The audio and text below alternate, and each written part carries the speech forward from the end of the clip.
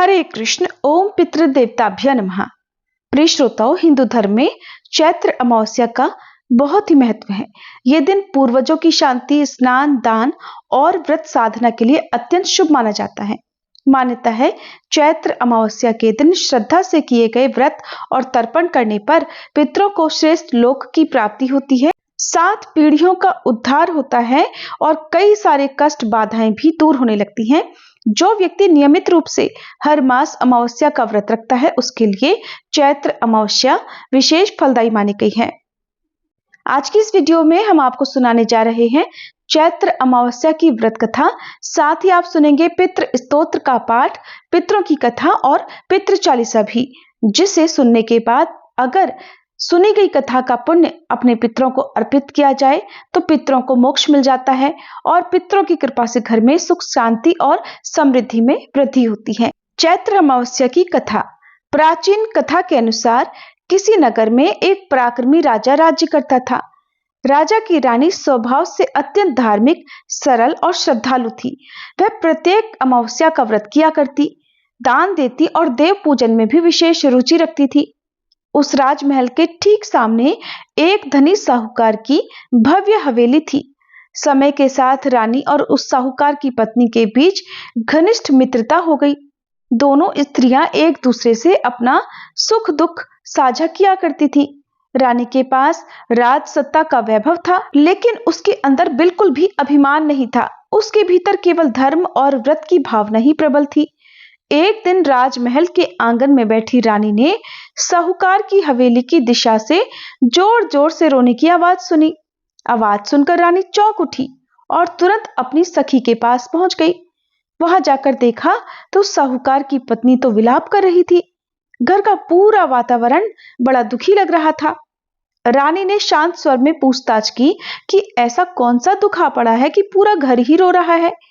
तब साहूकार की पत्नी ने भारी मन से बताया कि उसके इकलौते पुत्र की मृत्यु हो गई है। ये सुनते ही आसपास के सभी लोग शोकाकुल हो गए।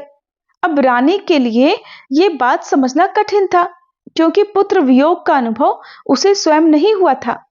रानी जब महल में लौटी तो उसके मन में एक ही बात घूमती रही कि आखिरकार ये दुख कैसा है जिसे समझना भी मुश्किल लगता है। उसने राजा से प्रश्न किया कि राजन, पुत्र की मृत्यु का दुख कैसा होता होगा? मेरे मन में बार बार यही प्रश्न उठ रहा है। अब राजा ने सोचा कि यह प्रश्न तो केवल शब्दों से समझाना बड़ा कठिन है। कथा में वर्णन मिलता है कि राजा ने रानी से कहा कि जब किसी का अपना पुत्र मरता है तब ही वह इस दुख की गहराई को एहसास कर पाता है। रानी का स्वभाव सीधा और निष्कपट था। उसने इस वाक्य को एक एक शब्द से पकड़ लिया, यानी कि उस शब्द का, उस वाक्य का जो राजा ने कहा था उसका रानी पर गहरा असर हुआ और उसने इस बात का एहसास करने के लिए कि पुत्र वियोग का दुख कैसा होता है, इस दुख को जानने के लिए अपने पुत्र को जो उसकी गोद में था, गोद से उठाकर नीचे भूमि पर फेंक दिया, मानो वह अभी इसी समय इस दुख को समझ लेना चाहती हो। ईश्वर की कृपा से बालक को कोई चोट नहीं लगी और वह सुरक्षित रहा। रानी ने आश्चर्य से देखा कि पुत्र को कुछ नहीं हुआ। उसने फिर राजा से कहा कि उसे अभी भी समझ में नहीं आया कि यह दुख कैसा होता है, क्योंकि रानी तो बहुत धार्मिक थी, अमावस्या का व्रत किया करती थी, अमावस माता का भी पूजन करती थी, तो अमावस माता ने ही उसके पुत्र की रक्षा की। अब रानी ने राजा से फिर से प्रश्न किया कि राजन बताइए, ये पुत्र वियोग का दुख कैसा होता है? राजा ने अब की बार रानी को दूसरा उदाहरण दिया। राजा ने कहा कि जब पड़ोसी राज्य के साथ युद्ध होगा और वह स्वयं अकेला युद्ध के लिए जाएगा, तब अगर उसकी मृत्यु का समाचार महल तक पहुंचेगा, तब उस समय रानी को दुख का अर्थ समझ में आ जाएगा। राजा के मुंह से ये बात सुनकर भी रानी के मन में स्पष्टता नहीं आई। रानी नहीं समझ पाई, बल्कि वह सोच में ही डूबी रही।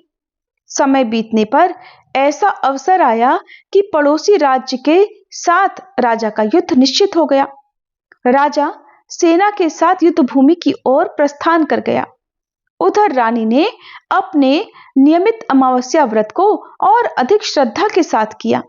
उसने पितरों से, अमावस माता से, भगवान से प्रार्थना की कि जो कुछ भी हो उसके पति की रक्षा अवश्य हो। भले ही उसे अभी भी दुख का अर्थ समझ में नहीं आया हो, फिर भी हे अमावस माता, मेरे पति की अवश्य ही रक्षा करना।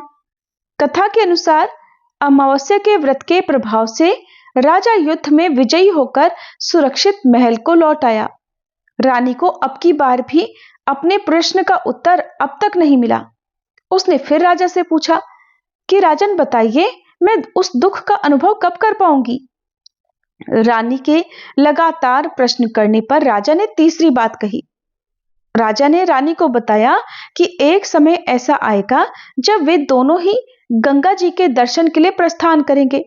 यात्रा के दौरान वह गंगा नदी में कूद जाएगा और जब इस घटना की सूचना रानी को मिलेगी तब उसे दुख का वास्तविक अनुभव हो जाएगा। रानी ने राजा की यह बात भी सुन ली, लेकिन उसके मन में अमावस्या व्रत के प्रति अटूट भरोसा था। एक तरफ तो वह दुख का एहसास करना चाहती थी, दूसरी तरफ वह अमावस्या का व्रत करके अमावस माता से अपने परिवार की सुख समृद्धि और सभी सदस्यों के दीर्घायु जीवन की कामना भी करती थी। उसे विश्वास था कि जिस व्रत ने अब तक उसकी रक्षा की है, वह आगे भी उसे और उसके परिवार को हर बड़े संकट से बचाए रखेगा। इस तरह रानी अपने प्रश्न के उत्तर की प्रतीक्षा करते हुए भी अपनी साधना से बिल्कुल विचलित नहीं हुई। उधर कैलाश पर्वत पर भगवान शिव और देवी पार्वती इस समस्त घटनाक्रम को अपनी दिव्य दृष्टि से देख रहे थे। भगवान शिव ने माता पार्वती से कहा कि वे उन्हें आज एक ऐसी आत्मा के दर्शन करवाना चाहते हैं जो सच में सुखी है। और यहाँ सुख का अर्थ केवल बाहरी सुख सुविधाओं से नहीं, बल्कि भीतर की सुरक्षा और भगवान की कृपा से है। भगवान शिव और माता पार्वती ने एक लीला रची। दोनों ने क्रमशः बकरे और बकरी का रूप धारण किया। इस रूप में वे एक कुएं के पास घास चरने लगे। ये वही जगह थी जहां पर आगे चलकर राजा और रानी को विश्राम करने के लिए ठहरना था। इस पूरी योजना का उद्देश्य रानी को उसके व्रत के फल का रहस्य समझाना था। कुछ समय के बाद राजा और रानी गंगा दर्शन के लिए यात्रा पर निकले। यात्रा की थकान के बीच में उन्हें वही कुआं दिखाई पड़ा जहां पर वह बकरा और बकरी के रूप में भगवान शिव और देवी पार्वती जी विराजमान थे। रानी ने उसी जगह को देखकर कहा कि महाराज, यही जगह ठीक है, यहीं पर थोड़ी देर रुककर विश्राम कर लिया जाए। आसपास का वातावरण बिल्कुल शांत था, इसलिए दोनों कुछ समय के लिए विश्राम की तैयारी करने लगे। इसी दौरान रानी ने बकरी के रूप में बैठी देवी पार्वती और बकरे के रूप में उपस्थित भगवान शिव के बीच हो रही वार्ता को सुन लिया। वह चुपचाप ध्यानपूर्वक सुनती रही कि वे किस विषय पर बात कर रहे हैं। वार्ता में भगवान शिव देवी पार्वती से कह रहे थे कि जिस रानी ने जन्म जन्मांतर से अमावस्या व्रत को नहीं छोड़ा, उसे इस जन्म में कोई बड़ा दुख प्राप्त हो ही नहीं सकेगा। अमावस्या व्रत ने उसके जीवन के चारों ओर एक सुरक्षात्मक कवच बना दिया है। रानी ने यह बात सुनते ही मन समझ लिया कि उसके सारे प्रश्नों का वास्तविक उत्तर यही है। दुख का अर्थ जानने की उसकी आदत थी, लेकिन अमावस्या व्रत की शक्ति ने हर बार उसे बड़े आघात से, बड़े संकट से पहले ही बचा लिया। और जब रानी को यह दिव्य रहस्य ज्ञात हुआ कि अमावस्या व्रत के प्रभाव से उसके जीवन में गंभीर दुख प्रवेश नहीं कर पा रहा है, तब उसे समझ में आ गया कि भगवान की कृपा किस प्रकार साधक की रक्षा करती है। भगवान का आशीर्वाद अपने भक्त को हर संकट से बचाए रखता है। फिर वह रानी राजा के पास गई और राजा को पूरी बात बता दी कि कैसे भगवान शिव और माता पार्वती ने बकरा और बकरी के रूप में उसके अमावस्या व्रत की चर्चा की और ये घोषित किया कि रानी को इस जन्म में कोई शोक या कोई दुख नहीं मिलेगा। इस प्रकार अमावस्या का व्रत केवल एक परंपरागत नियम ही नहीं, बल्कि साधक के चारों ओर अदृश्य सुरक्षा चक्र की तरह कार्य करता है। चैत्र अमावस्या जैसे पावन दिन पर अगर ये व्रत श्रद्धा, संयम और पितृ भक्ति के साथ किया जाए तो व्यक्ति के जीवन से अनेक प्रकार की बाधाएं धीरे धीरे दूर होने लगती हैं और अमावस माता ऐसे भक्त की हर संकट में रक्षा करती हैं। हिंदू धर्म में हर गृहस्थ के लिए पितृ तर्पण महत्वपूर्ण माना गया है। जो अपने पूर्वजों के प्रति कृतज्ञता प्रकट करना चाहते हैं उन्हें अपने पितरों के लिए तर्पण अवश्य करना चाहिए। तर्पण के माध्यम से जल, तिल और प्रार्थना की जाती है जो सूक्ष्म रूप से पितरों तक शुभ भाव के रूप में पहुंचती है। इसलिए इस दिन जो भी श्रद्धा से पितृ कार्य करता है वह अपने परिवार पर चल रहे कई प्रकार के अदृश्य दबावों को भी संतुलित करने की दिशा में एक सकारात्मक कदम उठाता है। ये थी चैत्र अमावस्या की कथा। एक बार की बात है, देव समाज के व्रत महोत्सव का आयोजन हो रहा था। सभी देवता अपने अपने वाहनों में आ रहे थे। महादेव शंकर भी सभा में प्रवेश कर रहे थे। उन्होंने सभा भवन के बाहर स्थित एक वृक्ष की शाखा पर बैठे हुए एक शुक की ओर कुछ गंभीर दृष्टि से देखा। शंकर जी तो सभा भवन में चले गए, किंतु अब उस शुक के मन में बड़ी चिंता उत्पन्न हो गई। पास में ही बैठे गरुड़ से उसने अपनी आशंका का निवेदन किया। शुक ने बताया कि हे गरुड़ देव, आज तो शंकर जी ने मुझे बड़ी गंभीर दृष्टि से देखा है। ऐसा लगता है मानो मेरा काल उपस्थित हुआ है। मुझे अभी और जीवित रहना है। आप ही कृपा करके कोई समाधान बताइए। उसके बचने का उपाय सोचकर गरुड़ जी ने कहा, शुकराज, मैं तुम्हें द्रुत गति से अनेकों समुद्रों को पार कराकर किसी सुरक्षित स्थान पर छोड़ आता हूं, तुम चिंता मत करो। अब गरुड़ जी ने पूरी शक्ति से उड़कर बहुत ही कम समय में अनेक समुद्र पार करके उसे दूर कहीं सुरक्षित स्थान पर बिठा दिया। अब शुक आश्वस्त हो गया कि वह संहार करता शंकर जी की दृष्टि से बच गया है। उधर गरुड़ लौटकर पुनः उसी वृक्ष पर जा बैठा और उत्सुकता से शंकर जी के सभा से बाहर आने की प्रतीक्षा करने लगा। कुछ ही समय में शंकर जी बाहर निकले। उन्होंने पुनः वृक्ष की उसी शाखा की ओर देखा। गरुड़ ने सहम कर उनकी गंभीर दृष्टि का कारण पूछा। तब शंकर जी बोले, शुक कहाँ है?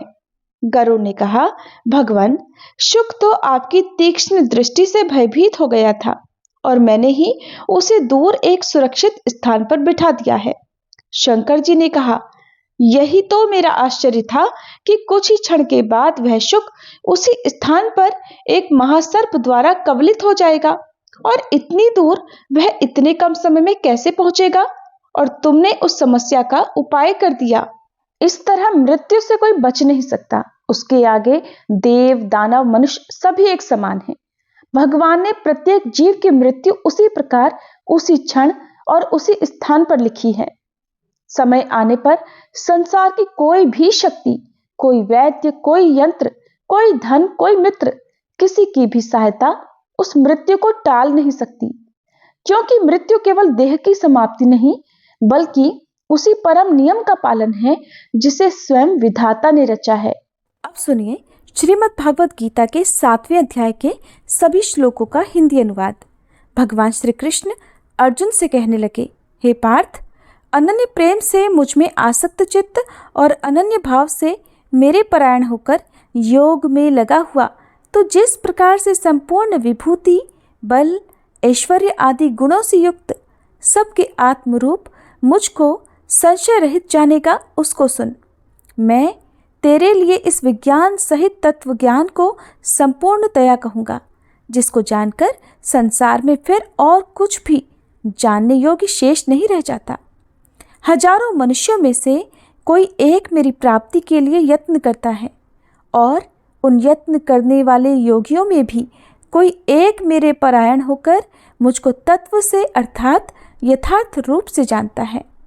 पृथ्वी, जल, अग्नि, वायु, आकाश, मन, बुद्धि और अहंकार भी इस प्रकार से ये 8 प्रकार से विभाजित मेरी प्रकृति है। ये 8 प्रकार के भेदों वाली तो अपरा अर्थात मेरी जड़ प्रकृति है।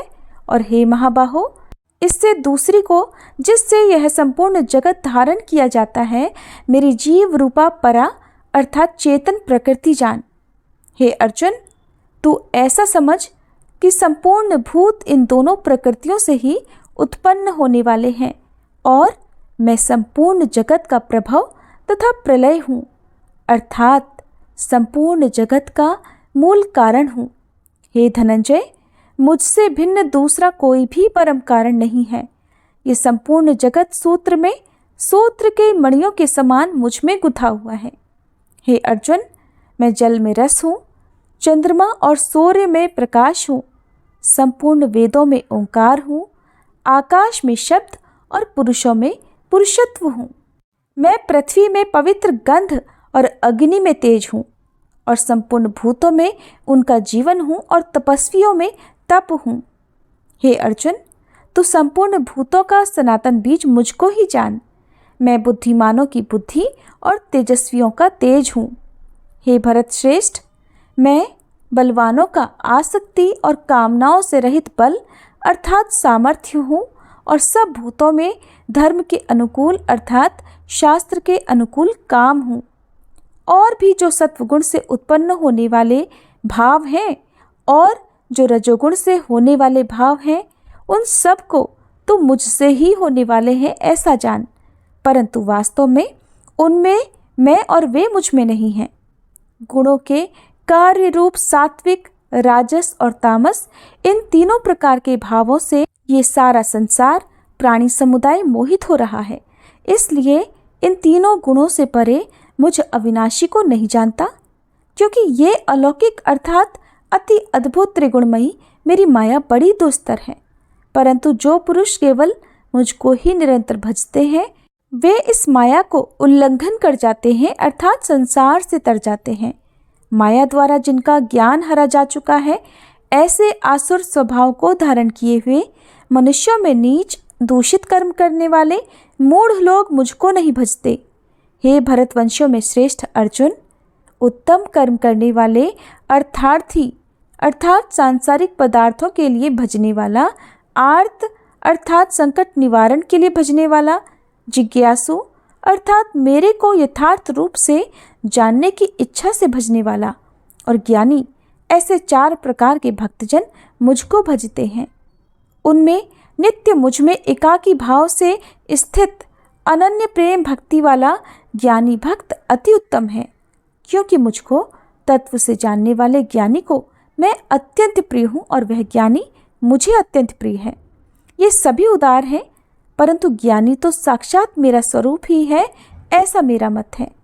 क्योंकि वह मदमत मन बुद्धि वाला ज्ञानी भक्त अति उत्तम गति स्वरूप मुझ में ही अच्छी प्रकार स्थित है। बहुत जन्मों के अंत के जन्म में तत्व ज्ञान को प्राप्त पुरुष सब कुछ वासुदेव ही है, इस प्रकार मुझको भजता है, वह महात्मा अत्यंत दुर्लभ है। उन भोगों की कामना द्वारा जिनका ज्ञान हरा जा चुका है, वे लोग अपने स्वभाव से प्रेरित होकर उस नियम को धारण करके अन्य देवताओं को भजते अर्थात पूजते हैं। जो सकाम भक्त जिस देवता के स्वरूप को श्रद्धा से पूजना चाहता है, उस भक्त की श्रद्धा को मैं उसी देवता के प्रति स्थिर करता हूँ। वह पुरुष उस श्रद्धा से युक्त होकर उस देवता का पूजन करता है और उस देवता से मेरे द्वारा ही विधान किए हुए उन इच्छित भोगों को निस्संदेह प्राप्त करता है। परंतु उन अल्प बुद्धि वालों को वह फल नाशवान है और वे देवताओं को पूजने वाले देवताओं को प्राप्त होते हैं, और मेरे भक्त चाहे जैसे ही भजे, अंत में वे मुझको ही प्राप्त होते हैं। आप जानिए कि भगवत गीता के 7वें अध्याय में भगवान के प्रभाव और स्वरूप को न जानने वालों की निंदा और जानने वालों की महिमा का वर्णन किस प्रकार किया गया है। भगवान श्री कृष्ण कहते हैं, बुद्धिमान पुरुष मेरे अनुत्तम अविनाशी परम भाव को न जानते हुए मन इंद्रियों से परे मुझ सच्चिदानंद घन परमात्मा को मनुष्य की तरह जन्म कर व्यक्ति भाव को प्राप्त हुआ मानते हैं। अपनी योग माया से छिपा हुआ मैं सबके सामने प्रत्यक्ष नहीं होता, इसलिए यह अज्ञानी जन समुदाय मुझ जन्म रहित अविनाशी परमेश्वर को नहीं जानता, अर्थात मुझको जन्मने मरने वाला समझता है। हे अर्जुन, पूर्व में व्यतीत हुए और वर्तमान में स्थित तथा आगे होने वाले सब भूतों को मैं जानता हूँ, परंतु मुझको कोई भी श्रद्धा भक्ति रहित पुरुष नहीं जान सकता।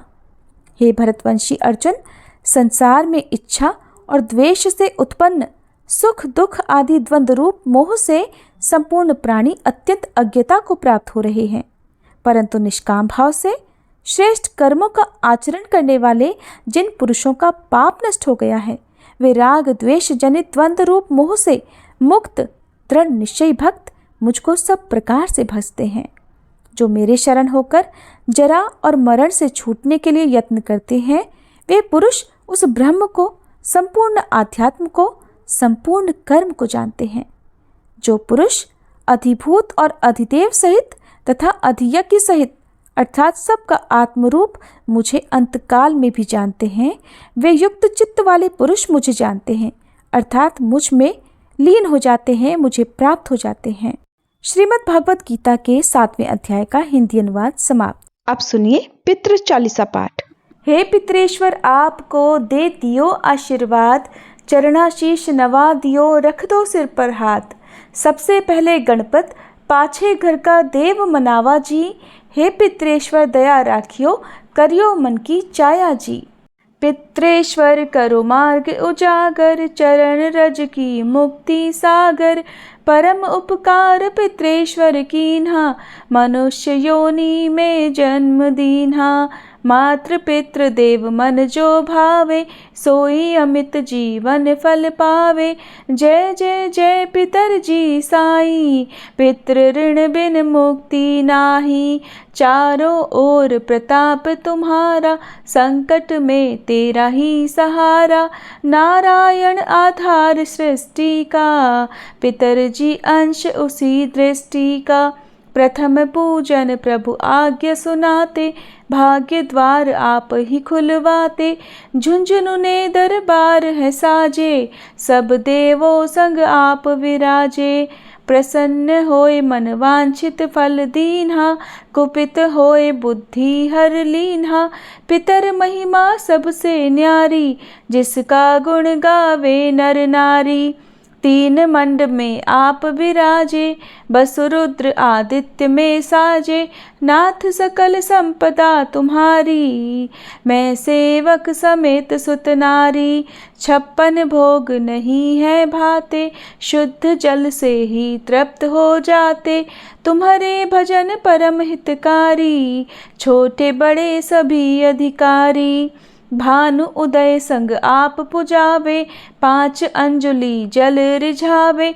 ध्वज पताका मंडपे है साजे, अखंड ज्योति में आप विराजे। सदियों पुरानी ज्योति तुम्हारी, धन्य हुई जन्मभूमि हमारी। शहीद हमारे यहाँ पुजाते, मातृभक्ति संदेश सुनाते। जगत पितरो सिद्धांत हमारा, धर्म जाति का नहीं है नारा।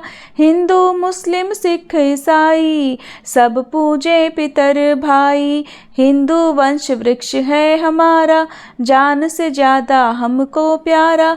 गंगा ये मरु प्रदेश की, पितृ तर्पण अनिवार्य परिवेश की। बंधु छोड़कर इनके चरना, इन्हीं की कृपा से मिले प्रभु की शरणा। 14 को जागरण करवाते, अमावस को हम धोक लगाते। जात जड़ूला सभी मनाते, नांदी मुख श्राद्ध सभी करवाते। धन्य जन्मभूमि का है वो फूल, जिसे पितृमंडल की मिली है धूल। श्री पितर जी भक्त हितकारी, सुन लीजिए प्रभु अर्ज हमारी। निशिदिन ध्यान धरे जो कोई, तासम भक्त और नहीं कोई। तुम अनाथ के नाथ सहाई, दीनन के हो तुम सदा सहाई। चारिक वेद प्रभु के साखी, तुम भक्तन की लज्जा राखी। नाम तुम्हारो लेत जो कोई, तासम धन्य और नहीं कोई।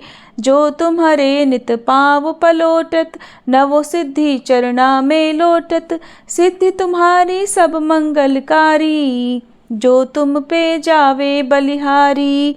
जो तुम्हारे चरण चित लावे, ताकि मुक्ति अवसी हो जावे। सत्य भजन तुम्हारे जो गावे, सो निश्चय चारों फल पावे। तुम्ही देव कुल देव हमारे, तुम्ही गुरुदेव प्राण से प्यारे। सत्य आस मन में जो होई, मन वांछित फल पावे कोई। तुम्हारी महिमा बुद्धि बढ़ाई, शेष सहस्त्र मुख सके ना गाई। मैं अति दीन मलिन दुखियारी, करहूँ कौन विधि विनय तुम्हारी। अब पितर जी दया दीन पर कीजे, अपनी भक्ति शक्ति कछु दीजे। पितरों को स्थान दो तीर्थ स्वयं ग्राम, श्रद्धा सुमन चढ़े वहाँ, पूर्ण हो सब काम। झुंझुनू धाम विराजे हैं पितर हमारे महान, दर्शन से जीवन सफल हो पूजे सकल जहान। जीवन सफल जो चाहिए, चले झुंझुनू धाम, पितर चरण की धूल ले, हो जीवन सफल महान। कथा समाप्त।